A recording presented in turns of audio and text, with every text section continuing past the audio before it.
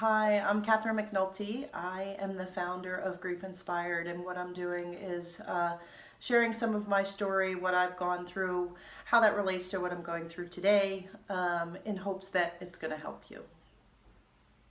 So, Friday, I went for what I thought was a very routine mammogram, and I opened my email this morning, and there's a note in there that says, you have asymmetric tissue.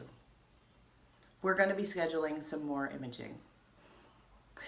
So, so I look at that, and at first glance, I think, okay, not a big deal. I Google asymmetric tissue, what that means. They say 95%, it's benign, not a big deal.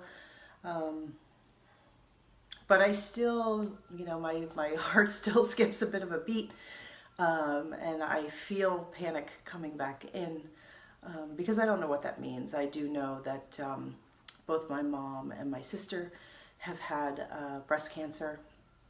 I know that it runs in my family now.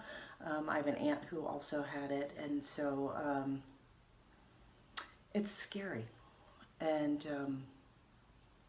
what's interesting and how it relates to the grief and what I've been through with that is that there's things that are popping up for me. I mean, initially, the first thing I thought, like, really, okay, this can't happen because I've been through enough, right? I've done my time. And I went through the loss of a child, and I survived that. And so you can't have two things. It just doesn't seem right. So I don't know. Obviously, I don't know what's going to come. I do know that there's panic. And it's that same panic that I had when I watched my son lay there and I worried about him dying. And it's the same panic that comes up when I hear a friend has a health issue. And it's the same panic that I had when I was 40 and I was trying to get pregnant. And the fertility drugs weren't working. And I was wondering if I was ever going to be able to conceive or carry a baby. And it's interesting how, the grief and maybe it's grief and maybe it's trauma.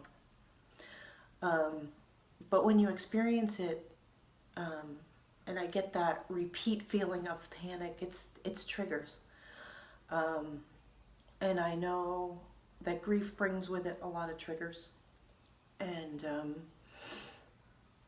even today I can hear the sound at the airport when they scan your ticket or scan your phone. There's a certain sound with the beep that's the same sound as the monitors that were on my son. It's that same sound, and every time I hear it, my heart skips a beat.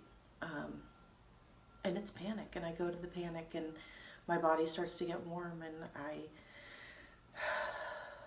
feel like I'm breathing a little bit heavier. I feel that that sense of peace and the ease that I work so hard to achieve through meditation, through exercise, through eating right? That's what I'm going for, is the grace, peace, and ease is what I say. And so that comes up, and it's, it just makes me wonder, there's so many triggers to grief,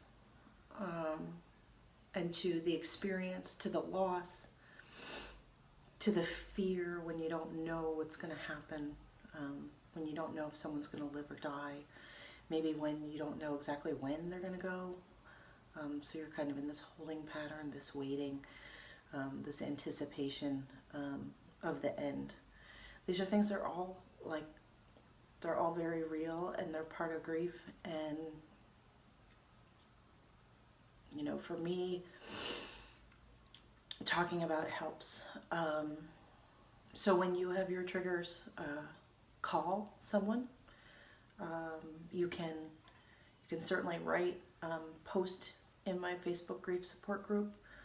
It's called Grief Inspired, Create Meaning in Loss. But reach out to somebody and just share what's going on. And what I'm learning is that through the sharing and through the talking about it, the feelings of panic will dissipate. So recognize it for what it is. Know that there's triggers. Know that you're going to be triggered no matter how far away from your loss that you are. And that's okay. It's part of the process and it's part of the experience.